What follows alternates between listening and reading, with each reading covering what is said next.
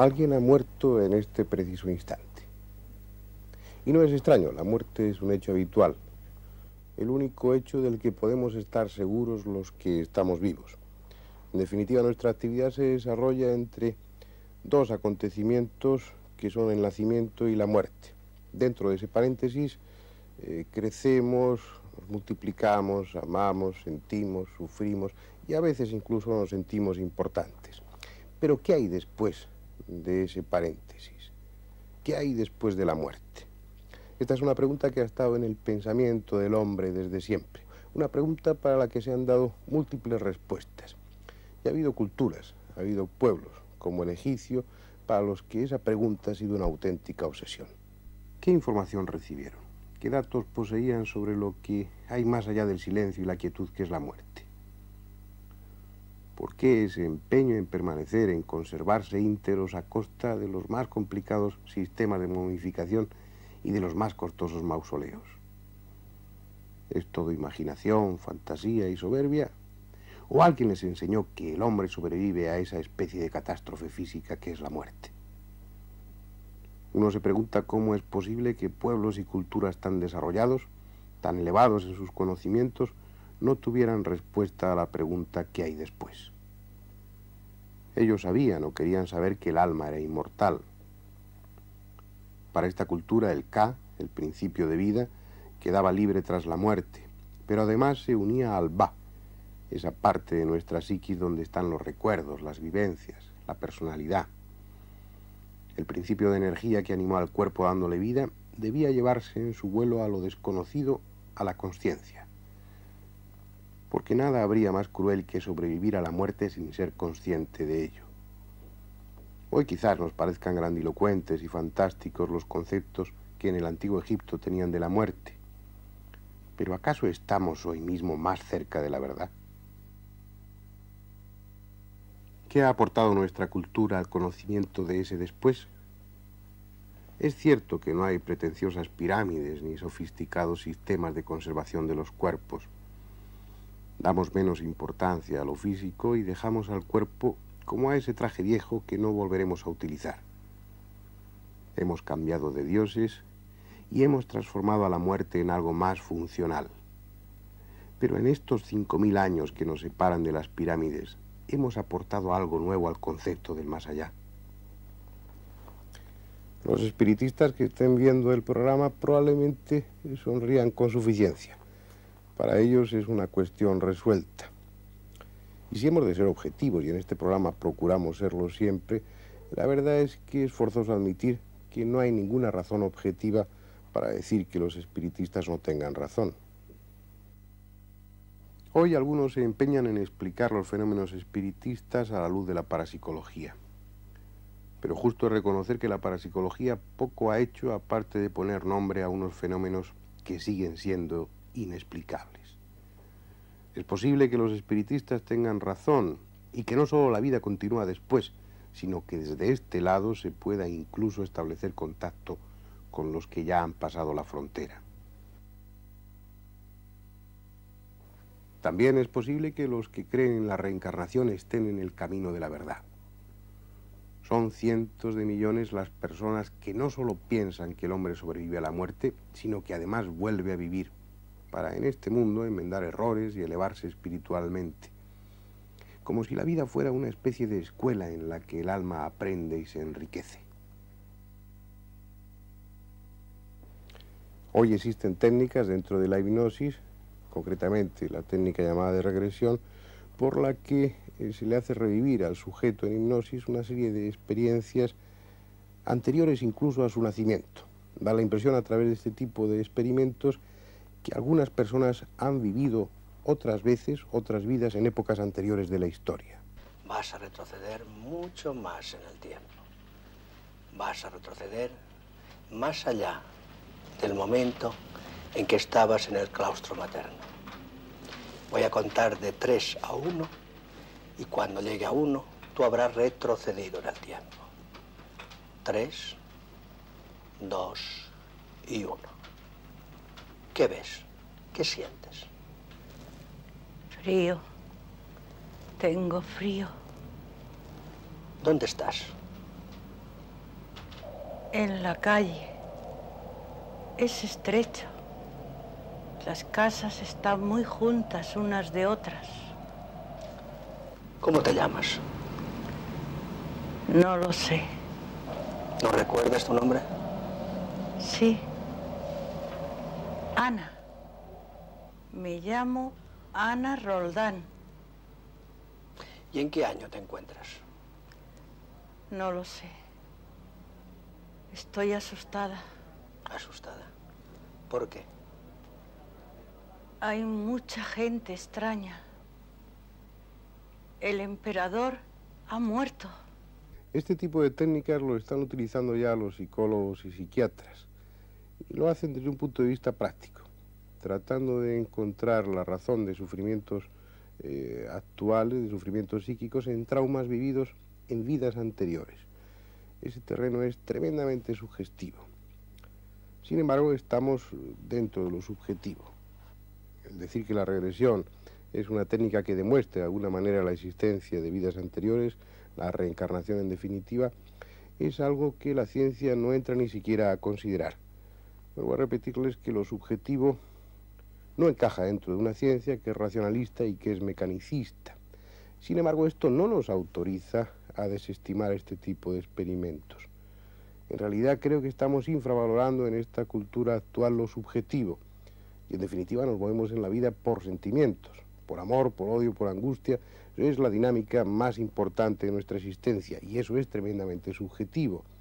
Pienso que lo subjetivo tiene su razón de ser y que es demostrativo hasta cierto punto. Lo que no podemos pretender es que la ciencia compruebe a nivel de laboratorio que la vida continúa después de la muerte. No podemos pretender que se pese o se mida el alma, aunque ya ha habido algunos experimentos en este sentido. Dentro de lo subjetivo, dentro de ese terreno resbaladizo e indemostrable desde el punto de vista científico, esa especie de mito que hemos creado, hay otra serie de experiencias tremendamente interesantes que ya comentamos en su día y que hoy vienen perfectamente a propósito de este tema. Son las experiencias de Moody, de la doctora Kubler-Ross y de tantos otros. Esas experiencias que se hicieron recogiendo el testimonio de personas que habían estado clínicamente muertas o en trance de muerte, personas a las que se les había parado el corazón, que habían estado durante segundos e incluso minutos sin dar ningún tipo de señal de vida, con su electrocardiograma plano, con su electroencefalograma incluso plano, o personas que habían estado en un trance de muerte súbita por un accidente. Esta serie de personas contaban unas experiencias que en muchos casos coincidían. ¿Qué ha sucedido con esos experimentos de Moody, de la doctora Kubler-Ross, que tanto llamaron la atención en su momento? Pues ni más ni menos que si entonces eran unos cuantos centenares de testigos, por así decirlo, de lo que hay después de la muerte, ahora ya son millares el número de personas encuestadas a este nivel. Es decir, aquellas experiencias, aquellos resultados, no es que tengan la misma validez hoy, tienen mucha más, puesto que están apoyadas en mayor cantidad de testimonios. Esos testimonios, como les decía antes, coinciden en su mayoría, como si esas personas que han estado en trance de muerte o que han estado en ese terreno neutral entre la vida y la muerte, hubieran vivido toda la experiencia idéntica o al menos muy parecida. El primer momento, una de las primeras cosas que recuerdan esas personas que han estado al otro lado de la vida es precisamente la sensación de sentirse impelidos a lo largo de un túnel. De repente, no sé cómo explicarlo, o sea, me encontré como en un túnel, no sé si túnel o pozo, algo oscuro. Yo creo que túnel es mejor la idea, ¿no? Y estaba todo muy oscuro, iba como corriendo, no es corriendo, es como lanzada y las paredes como iban muy deprisa hacia mí. Y al fondo del túnel había una luz, pero una luz no artificial, era una luz muy resplandeciente, muy nítida, que se acercaba, ¿no? También hablan de salirse del cuerpo, de contemplarse a sí mismos desde arriba, como si fueran testigos de su propio trance de muerte o de su propio accidente.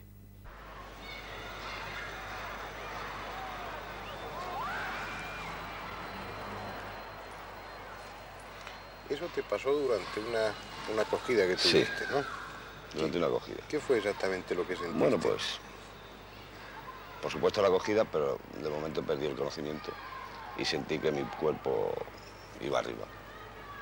Y desde arriba, pues, efectivamente vi a los médicos banderilleros queriéndome reanimar, diciéndote lo que en estos momentos te dice todo el mundo, que no ha sido nada, etcétera, etcétera. Pero ¿cómo que te veías de arriba? ¿Tú estabas fuera de tu cuerpo? Sí, yo estaba fuera de mi cuerpo.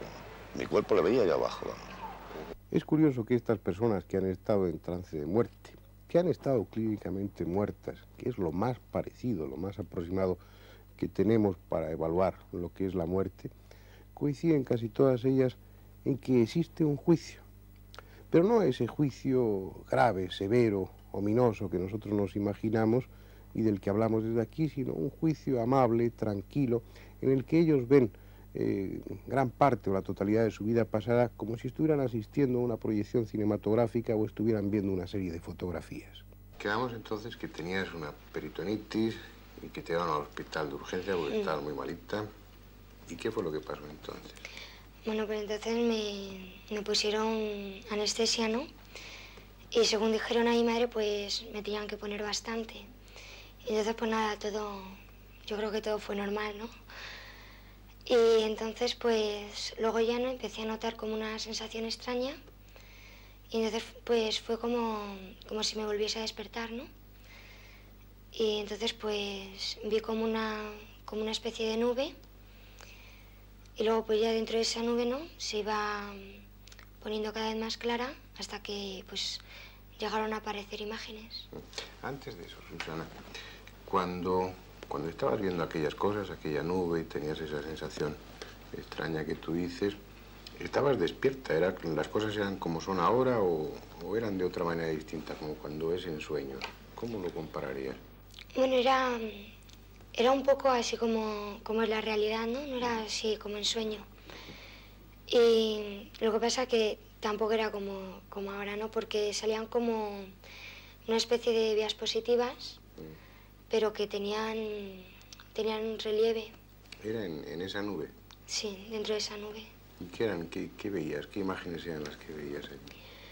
Bueno, pues la primera que vi, ¿no? Fue a mi madre en una cama, ¿no? Tumbada. Y que según creo me sacaron a mí, ¿no? O sea, sacaron a un bebé. Y luego ya pues iba viendo cosas que, no sé, no tenían importancia, ¿no? Pero lo iba viendo con todo detenimiento. ¿Y eso qué eran? ¿Escenas de tu vida? Esa primera fue el momento en que tú nacías y luego esas otras como diapositivas que tú dices eran otros momentos de tu vida. Bueno, yo creo que sí, que fue así porque luego no sé, ¿no? Pues por fotografías que yo tengo de cuando era pequeña, pues sí, luego ese bebé era yo. ¿Y qué pasó? ¿Cómo se terminó aquello? ¿Siguió en alguna otra experiencia o te despertaste o qué es lo que sucedió? Bueno, no, es que se terminó cuando a mí me llevaban al hospital, ¿no? Y se terminó cuando a mí me ponen la anestesia y el médico me manda a contar, ¿no? Para dormirme. Pero es que luego vi otra como a la mitad, ¿no? Porque el médico pues ya me empezó a despertar. Esa especie de benévolo juicio se hace algunas veces en presencia de un ser luminoso. Unos lo identifican con un espíritu, otros con Jesús, pero en ningún caso su presencia impone otra cosa que no sea amor y paz. También son muchos los que ven en ese trance a sus amigos y a sus parientes muertos como si de alguna forma estuvieran allí para darles la bienvenida. Me sentía perfectamente, me sentía como en paz, como si viviera otra vida nueva. Era algo fabuloso que no te puedo contar. Además, en esos momentos se me reaparecían cosas, amigos míos queridos, incluso familiares míos queridos. Me recuerdo de un tío mío que yo le quería mucho y que le vi de arriba y que además, no sé, sin verle que me lo decía, pero parecía que quería decirme, mira, no es tu momento ahora, debes de irte, todavía no ha llegado tu hora, algo así. ¿Y tu impresión, ya que estuviste tan cerca de la muerte, es de que ese trance es algo angustioso o todo lo contrario? No, todo lo contrario. Todo lo contrario, incluso a mis familiares y mis amigos queridos yo lo veía con una cara de felicidad, lo veía que se sentían muy en paz, lo veía que estaban felices. La cuestión está en si aceptar estos testimonios como válidos. Es cierto que estas personas no han estado muertas, pero en algún sitio han estado. La prueba es que ellos comparten una serie de experiencias y que es muy difícil. Los racionalistas están pasando auténticos apuros para tratar de explicar esa coincidencia en cuanto a las cosas que han visto. Da la impresión de que todas estas personas que han estado en trance de muerte o que han estado clínicamente muertas han vivido las mismas cosas. Han estado en ese mismo terreno que vamos a llamar neutral entre la vida y la muerte. Lo que seguro es que han estado mucho más cerca de la muerte que los que no hemos sufrido ese tipo de experiencias. En cualquier caso, esta línea de investigación ofrece unos caminos fascinantes, con unas posibilidades increíbles. No ya dentro de la psicología o de la psiquiatría, sino dentro de esa angustia del hombre, dentro de esa problemática tremenda que el hombre tiene planteada desde siempre. ¿Qué es lo que hay después? Probablemente a través de estas experiencias y de estas investigaciones estemos más cerca que nunca de llegar a saber qué hay después de la muerte. Estábamos hablando sobre la experiencia que yo viví hace ya casi 6 años en un accidente de coche que tuve cerca de Buenos Aires. Iba yo por la carretera cuando sucedió este accidente y sufrí un tremendo golpe en la cabeza. Inmediatamente,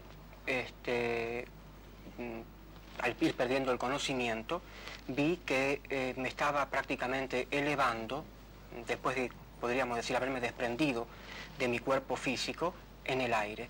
Incluso era testigo, veía cómo la gente se acercaba, cómo la gente corría, o sea, era testigo de todo, pero un testigo pasivo, no podía formar parte de ellos, quería expresarme y no podía. E inmediatamente me seguía elevando cada vez más y la distancia la iba viendo de la misma manera que una cámara de televisión está tomando un plano que se va elevando en un zoom que retrocede. Inmediatamente después aparecieron ante mí personas que habían ya fallecido, incluso muchas de ellas, como por ejemplo un detalle que era la portera de casa donde yo había nacido, y que había muerto cuando yo tenía año y pico, y que no me acordaba los rasgos físicos de esta mujer, por tanto no tenía fotos en casa ni nada. Inmediatamente la vi allí, la reconocí, a ella y a muchos que sí los reconocía, evidentemente, amigos y familiares muertos. ¿Cuál era la impresión que te dio al verlos? ¿Qué aspecto tenían ellos? ¿Cuál era la sensación que emanaba? Bueno, puedo decirte que todo esto que en este momento te estoy contando con mucha tranquilidad, mucha paz, aunque me cuesta mucho recordar aquello, en aquel momento yo era testigo de un montón de cosas que me sucedían y que no tomaba conciencia. No sé si estaba impresionado, no sé si estaba asustado, no sé si estaba extrañado, era como si hubiera aterrizado en otro planeta. O sea, yo estaba totalmente anonadado viendo todo aquello que no podía llegar a entender, pero que sucedían inmediatamente. Esa gente, tú me preguntas el aspecto que tenía, te digo, un aspecto muy de paz, muy de tranquilidad. Al contrario, se acercaban a mí, los veía yo pasar. Yo iba flotando en el aire, flotando en la atmósfera, y ellos iban acercando a mí, pasaban, pero no una cosa así mucha de tranquilidad y de paz. Hay muchas personas que han tenido una experiencia como la tuya, que hablan de que en un espacio muy breve de tiempo hacen como una revisión de su vida. ¿A ti te pasó algo de ese tipo? Sí, exactamente. A mí en ese momento, también a posteriori de esto que me ha sucedido, empezaron a aparecer ante mí muchas escenas que inclusive conscientemente yo también había olvidado, pero se ve que inconscientemente quedaron un poco archivadas, ¿no?, allí. Y sí, cosas que me han sucedido en mi vida desde que nací y que de una manera o de otra han dejado alguna huella. ¿Cómo eran esas imágenes? ¿Tú lo veías como era volver a ver una película. ¿Pero era como ver una película o era como asistir a la escena? ¿Cuál era No, era yo partícipe de una película que estaba sucediendo ante mí. No, yo no volví a rever cada uno de esos hechos. Esos hechos se presentaban en una pantalla ante mí. ¿Te veías a ti mismo de pequeño? Sí, exacto, me veía a mí mismo como partícipe de esa película que yo estaba viendo, ¿no? Era un actor el que estaba en aquel momento y yo viéndolo. ¿Tampoco recuerdas, Ricardo, qué sensación tenías al contemplar esas escenas? ¿Si eso tenía algún sentido, era por alguna razón o no? Evidentemente sí, porque eran escenas que, como te dije antes, de una manera o de otra marcaron pautas en mi personalidad. ¿Qué pasó después? Bueno, inmediatamente después yo seguía elevándome y al llegar a un estrato superior, el superior de estos tres que he vivido, comencé a ver un túnel. Inmediatamente, siempre flotando, fui penetrando en él y llegando a una velocidad vertiginosa, comencé a ver al rato una endija de una puerta, llamémosle, aparentemente abierta, a través de la cual filtraba una luz muy potente y muy diáfana. A medida que me iba acercando a esa endija, me daba cuenta que eso no era tal, sino que era una, llamémosle, una puerta abierta, para hacerlo más fácil y más entendible. Inmediatamente esa luz muy pura y muy diáfana me iba envolviendo. E insisto y hago hincapié en esto, que por primera vez en mi vida pude estar aturdido por el ruido del silencio. O sea, era un ruido de paz, de silencio absoluto, de tranquilidad, era una cosa diferente que nunca había oído y quizás no puedo yo expresarla. Pienso que hay cosas que hay que vivirlas y son difíciles de expresarlas. ¿Cómo terminó la experiencia? Bueno, inmediatamente ante esto, esa gente que estaba a mi alrededor me trajo, llamémosle nuevamente, y todo eso volvió, o sea, volví yo, mejor dicho, mediante masajes, mediante cosas, entonces ya empecé a tomar contacto nuevamente en el sitio donde estaba. ¿Cuál era el denominador común de todo eso, Ricardo? La sensación que predominaba. ¿O cómo lo recuerdas tú aquello? ¿Como algo traumático, algo angustioso? ¿Como algo que como dicen tantas otras personas que han pasado por esta experiencia, significaba paz? ¿Cómo te sentiste? ¿O simplemente te sentías aturdido, como decías antes? En un primer momento me sentía aturdido, como se puede sentir cualquiera, como te dije, que entra a un mundo totalmente nuevo y diferente, frente a una tremenda incógnita que uno no toma conciencia. Fíjate que todo lo que te estoy narrando recurría a unos ritmos tan vertiginosos que no terminaba una cosa que empezaba la otra, o sea, no me daba tiempo prácticamente ni a tomar conciencia del cuadro anterior que había visto cuando ya se me presentaba uno nuevo. Te puedo decir que no lo vivo como un trauma, si bien es cierto que tampoco como una alegría, porque todo aquello me ha confundido en su momento. Pero no lo vivo como un trauma porque ha marcado en mí un cambio de personalidad totalmente positivo.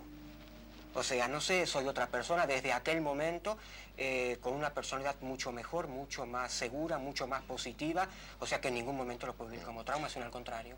¿Esto significa, Ricardo, que hayas perdido el miedo a la muerte, que te angustie menos la idea de la muerte? Exactamente, sí. Desde aquel momento, nunca tuve temor ante la muerte, pero desde aquel momento te puedo asegurar que en absoluto. No puedo en este momento tomar conciencia de aquello porque si la muerte realmente es eso que yo viví, que después me explicaron que sí, porque no podía yo comprenderlo, evidentemente no puedo decir que la muerte sea algo angustiante.